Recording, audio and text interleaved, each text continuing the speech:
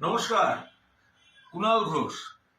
সংবাদ মাধ্যমের বন্ধুদের কাছ থেকে শুনলাম মিঠুন চক্রবর্তী নাকি আমার বিরুদ্ধে একটি মানহানির মামলা করেছেন 100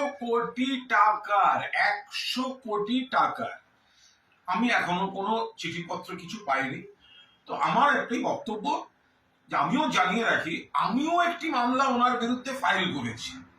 তো এখন তার নোটিশটা এখনো আমার আইনজীবী অয়ন চক্রবর্তী একটু অসুস্থ, দ্রুত সুস্থ হচ্ছে, ফলে নোটিশটা এখনো পাঠায়নি। মামলা আমিও করেছি। এইবার রইল পরের পার্ট। মিঠুন দা আমার বিরুদ্ধে 100 কোটি টাকার মানহানির মামলা করেছে।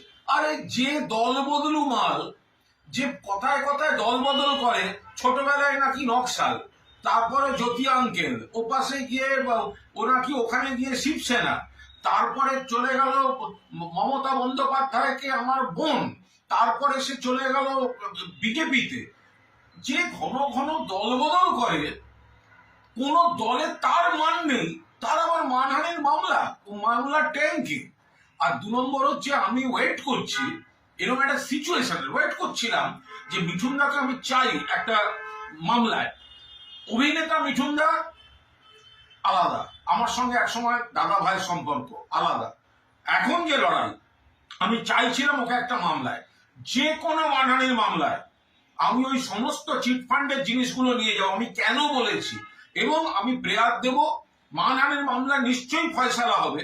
তো তার আগে তো দেখতে হবে আমি কেন বলেছি। মামলাগুলো সিবিআই কে হ্যান্ড ওভার করে দেওয়া হোক।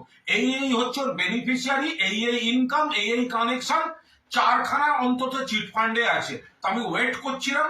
এখন মিঠুন দাই যখন নেমন্তন্ন করে আনছে, বাকিটা মিঠুন চক্রবর্তী, আপনার সঙ্গে আমার কোর্টে দেখা হবে। আর একটা জিনিস মনে রাখবেন, যাকে চিঠি পাঠাচ্ছেন তার নামটা কুণাল ঘোষ, মনে রাখবেন।